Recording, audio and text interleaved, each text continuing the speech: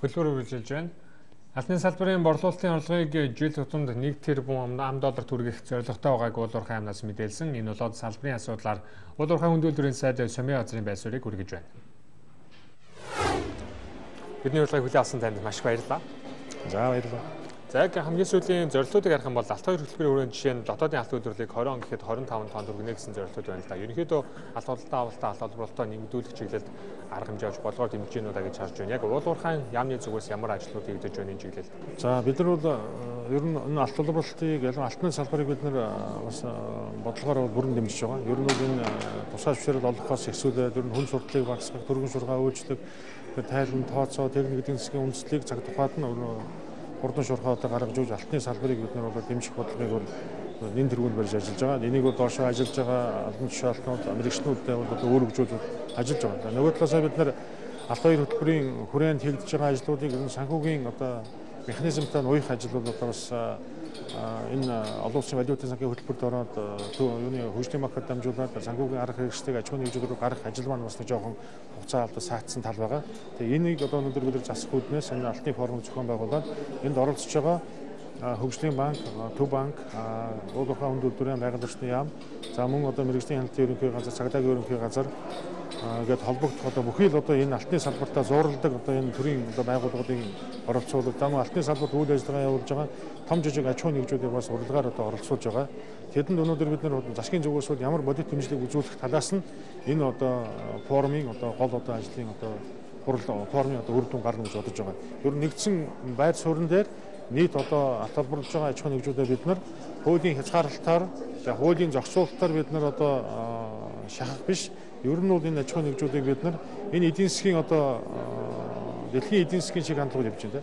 Орчин улбаны улсууд, Америк нэгдсэн улс холбоотнууд нь одоо хуулийн санкцд орсон.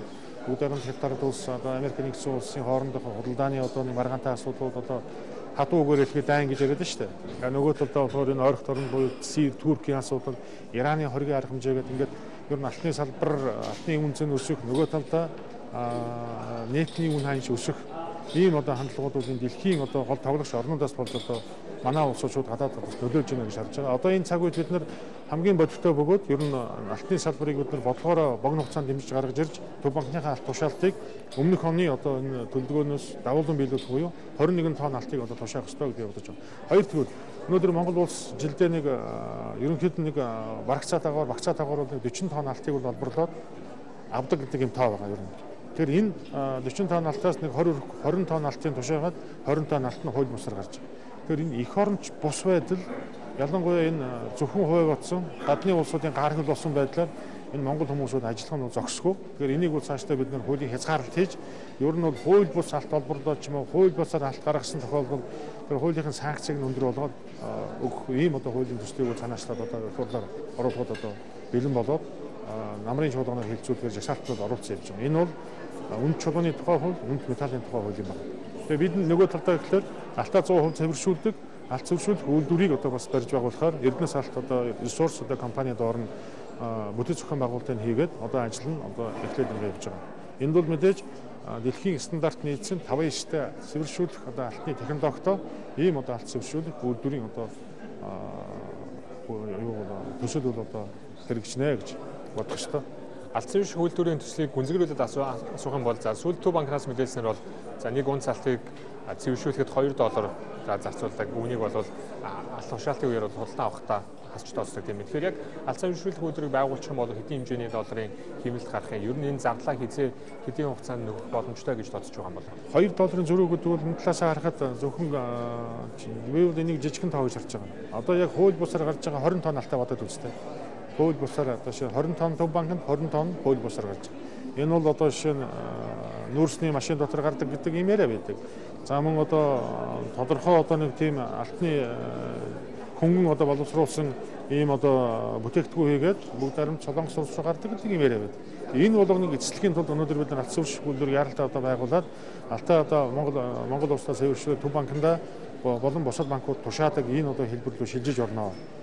За мэдээж одоо байгаа алтны нөөцийг одоо бид нар нэмэгдүүлэхийн тулд үндсэн ордуудаа бид нар эдийн засгийн одоо бас эргэлтэнд оруулах шилжих процессыг ойрын одоо 5 жилийн дотор хийж одоо дуусгахаар уул уурхай өндөр яамнаас одоо бодлого болгож одоо боловсруулж ажиллаж байгаа.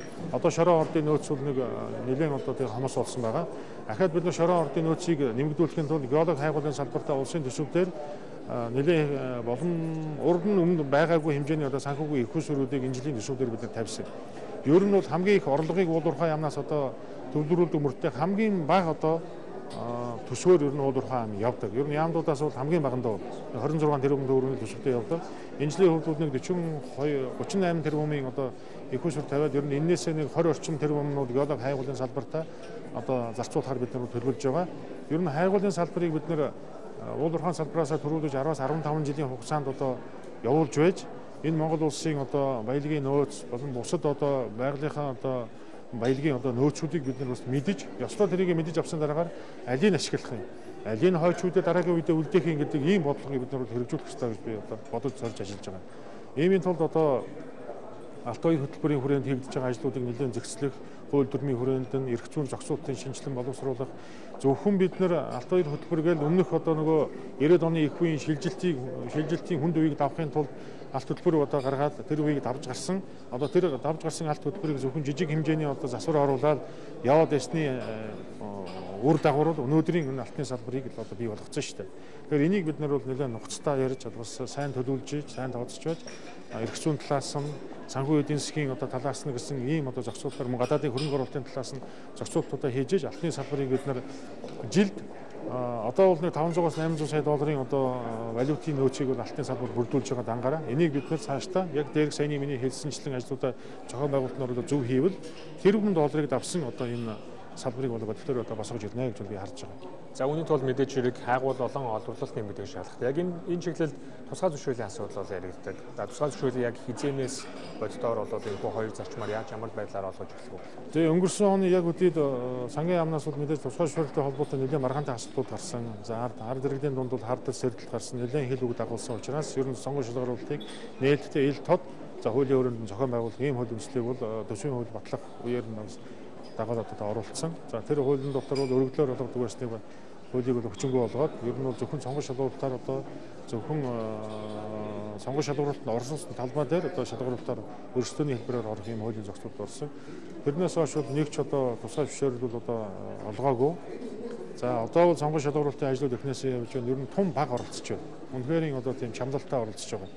Тэгэхээр бид нар энд нь зэрэгцээд өргөдлийг одоо сэргээх ажлыг бол мэдээж их хурлын засгийн газрын зүгээс бол өөрсдөө одоо сонгуульд шалгуулалтыг кабинетийн журмаар авал одоо энэ зөвтэй юм гэдэг шийдвэр гаргасан учраас за нөгөө талдаа бол одоо их хурлын гишүүд нь санаачлаад хууль санаачлах одоо эрх нь их хурлын гишүүд байгаа. Хэд санаачлаад энэ өргөдлийг одоо сэргээх одоо процесс бол одоо эхлээд явж байгаа. Ер нь энэ хоёр хоорондоо параллельны явж байж ижил тэнцүү одоо байж энэ уул уурхай салбар тэр дундаа геолог хайгуулын салбарыг одоо бид нар босгож өрөх. Ер нь байгалийн нөөцөө тогтоох байгалийн баялгаа тогтоох ажлууд давхар одоо хугацаагаа хоцсон нэлээд тийм 10-аас 15 жилийн урд байдал руу шилжиж очих хэрэгтэй гэж бодож байгаа. Одоо бол ерөөсөө зэрэгчээд байна шүү дээ энэ чинь. Хайгуулын салбар нь одоо энэ олборлож байгаа ашиглалтын юутайгаа одоо тэнцсэн байна. Тэгэхээр энэ хөгжил бишэлд энэ хош ухралт бий болоод байна. Ахаад бид нар 10 жил алдна гэсэн.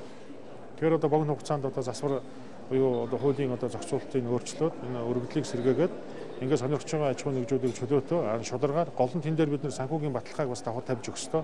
Санхүүгийн баталгаатай тусгай зөвшөөрөл эзэмшиж байгаа аж ахуйн нэгжүүд бол яг тэр хуулийн зохицуулалтаар ажиллаа давхар явуулна гэж бид нар харж байгаа. Энд бол эргэлзэх зүйл байхгүй, хардах зүйл байхгүй. За яг бодит байдлыг харах юм бол компанийн хариуцлага талаас нь бас нэг зүйлийг харахад сүүлийн статистик үзүүлэлтийг харах юм бол Төв банкнд тушааж байгаа алтны хэмжээ, хувь хүмүүсийн нэрдээ тушаагдсан алтны хэмжээ аж ахуйн нэгжүүлэхийг давчсан байна та. Сүүлийн 3 жилийн хугацаанд ийм дүү ажиллагдсан байна. Яг логикоор бодоод үзэх юм бол боломжгүй. Яг үүний эсрэг за ингэж компаниуд нэг өсөндөө татвараас зайлсхийсэн арга хэмжээ аваад байна удаа л гэж харж байна л та. Тэгээ ер нь бол урт нэртэй хуулийг анх гаргаад урт нэртэй хуулийн хүрээнд маш олон одоо тийм хязгаарлалт хоригуудыг тавьж өгсөн. За тэгээд урт нэртэй хуулинд орсон аж ахуйн нэгжүүд эхний ээлжиндүүд ерөөсөө яг тэр хуулийн одоо хоригд орсон учраас тэр газрууд нь хөдөлгөөнгүй байсан. За тэгээд урт нэртэй хуулийн араас дагаж мөрдөх журмын тухай хууль орж ирээд тэгээд одоо хэсэгчсэн байдлаар зохицуултууд орж ирсээс хойш нь ялангуяа тэр хууль руу орсон хөдөлгөөнүүдэд нэлээдгүй хийгдээд эхэлсэн. Одоо бол ерөөсөө тэр бичил уурхай, хуваарийн алт олборлох, иргэдийн тоо, хоршоо хэлбэрээр алт олборлох одоо энэ бүх одоо юу боломжуудыг бас ингээд хуулийн тэр дагаж мөрдөх хуулийн зохицуулалтаар нээгээд өгсөн. Дээрээс нь бичил уурхайн тэр журмыг бас боловсруулаад гаргаад одоо их хурд засгийн газрын батлаад өгсөн учраас тэр журмын зохицуулалтаар тэр дагаж мөрдөх журмын тухай хуулийн зохицуулалтаар ер нь одоогийн нөхцөлд ингээд яваад ер нь жоохон тийм замбраагүй байдал руу орсон юм байна. Уулнууд урт нэртэй хууль баталгаас өмнөх аж ахуйн нэгжээр байсан одоо тусгай зөвшөөрлүүд урт нэртэй хуулийн дараах 10 гаруй жилийн дараах одоо энэ явж байгаа аж ахуйн нэгжээр байгаа хуваарийн хөдөлмөр эрхэлж байгаа хоршоон дээр байгаа алтны одоо талбаануудыг харьцуулаад үзээрэй. Үнэхээр сэтгэл өмдмөр. Ялангуяа урт нэртэй хуулиас өмнө аж ахуйн нэгжээр байсан талбаанууд бол яг нөөцөө батлуулдаг, яг горим журмаараа явдаг, яг мөнгөө тушаадаг, төв банкнаа алтаа тушаадаг тийм систем рүү шилжиж орсон байсан. Түүний дараагаар тэр бичил уурхайг дэмжсэн хэлбэрээр, хуваарийн алт олборлолтын хэлбэрийг дэмжсэн хэлбэрээр, орон нутгийг дэмжсэн хэлбэрээр гээд маш олон одоо ийм зохицуултуудыг гаргаж ирсний өрнөд өнөөдрийн энэ алтны салбар бол үндсэндээ сүүлрэлтэй таална тэр чигээрээ одоо сэтгэл эмзэглүүлсэн зүйл бас үнэ. Нөгөө талдаа бид нар алтны салбар бол одоо энэ алт тушааж байгаа төвөргийн анчны тогтвортой байдал, өнөөдрийн эдийн засгийн тогтвортой байдлыг бол алтны салбар бол бас тодорхой үүрэг голлох үйлдвэр оролцож байгаа гэдэг нь бол гэрлэг гээтэй тал нь болчиход байгаа. Одоо над бүхний амьдрал төвөргийн анчны тогтвортой байдал алтууд одоо 100% энэ бол одоо барьж одоо тогтдог салбар шүү дээ. Тэгэхээр эдгээрийг ингээ харьцуулж хараад ер нь өөрөө чи хэлдгээр тэр аж ахуйн нэгжүүд бол ер нь татварын зохицуулалтаас аль болох татвараас зайлсхийсэн, аль болох одоо татвар төлөхгүй, орон нутгийн хөгжлийг дэмжихгүй, улсуудаа одоо татвараа улсын төсвийн орлогыг бүрдүүлэхгүй талаас нь бол ингээ тойрч цугтаагаад байгаа учраас одоо бид нар энэ ажлуудыг нэлээд хомсон байдлаар энд бол байгаль орчны яам, хуулиуд дотоод хэргийн яам, сангийн яам, уул уурхай хүнд үйлдвэрийн яам, төв банкны оролцоотойгоор тэр хуулийн зохицуултуудыг бид нар шахаж одоо ажиллах юм төлөвлөгөө одоо боловсруулаад явж байгаа. Ер нь нэг тал нь сүүлрэлтэй тал, нөгөө тал нь гэрлэг гээтэй тал өөр нь аливаа байдаг. Тэгээ энэ хоёрыг бид нэр одоо ялгааг нь арилгах одоо тал руугаа бол одоо төрийн ажлууд явах хэрэгтэй гэж бодож бид нар төлөвлөгөө боловсруулаад ажиллаж байгаа. За нэг таныг сулгасан учраас асуухгүй болохгүй баг. 5 толгой IPO-гийн бэлтгэл ажил ямар чиндээ явж байна? За 5 толгой IPO-гийн бэлтгэл ажил ер нь 30-40% дотоод бэлтгэл ажил хангах процессыг явж байгаа. Бид нар оны 12 сарын сүүлээр улсын их хурлд одоо танилцуулахаар бол одоо бэлдэж байгаа. Ер нь 180 хоногийн хугацаа бол 1 сарын 29-нд бол одоо дуусна. Гэхдээ бид нар он дотроо багтаж улсын их хурлдаа дотоод ажлын бэлтгэл ажлын одоо явцын талаарх, хангасан байдлын талаарх одоо танилцуулга их хурлдаа хийнэ. Ер нь олон улсын одоо хөрөнгө оруулалтын банкуд, олон улсын энэ техникийн зөвлөхүүд, хуулийн зөвлөхүүд, аудитын зөвлөхүүд гэдэг олон одоо нөхдүүдтэй манай одоо мэрэгжлийн одоо багийн нөхдүүд ажиллаж байгаа. Тэгээд тэнд бол одоо хуулийн одоо зөвлөх баг гэхэд 5-6 хуулийн фирмүүд, за аудитын компаниуд гэхэд 7-8 компаниуд, техникийн зөвлөхүүд гэхэд бас нэг 10 хүртэл компаниуд сандаа өгöd эхэлсэн байгаа. Тэгээд эдгээрийг бид нар бол мэдээж одоо энэ тендерийн тухай хуулиараа ер нь олон улсын тендерийн тухай хууль, дотоодын тендерийн тухай хуулиараа зохицуултуудаа хийгээд ер нь ойрын хугацаанд бүх ажил бол одоо жигдэрнэ. Тэгэхээр ер нь мэдээж банкудаа сонгогчвол одоо энэ бидний хийгээд байгаа ажлын 50% шууд одоо бас цаг хугацаанд хэмнэгдээд ачаал нь хөнгөрөөд ер нь бол миний тоосч байгаа бол ер нь ойрын 19 оны хамгийн цаатлаг хугацаа гэхэд 6 сараас илэрхгүйгээр бид нар олон улсын түвшиндээ гарчгаар одоо зорж ажиллаж байгаа. Энэ бэлтгэл ажлыг бол ер нь мэрэгжлийн өндөр түвшин манай одоо мэрэгжлийн байгууллагууд сайн гүйцэтгэж байгаа гэж бодож байна. За юу дотоод нөхцөл байдалтай холбоотой асуудлыг бол мэдээж 5 дахь компани гүйцэтгэж захирал гавьяг захирал бол ер нь дотоодынхаа аж ахуйн талын ажлуудыг зохицуулаад ингээд явж байгаа.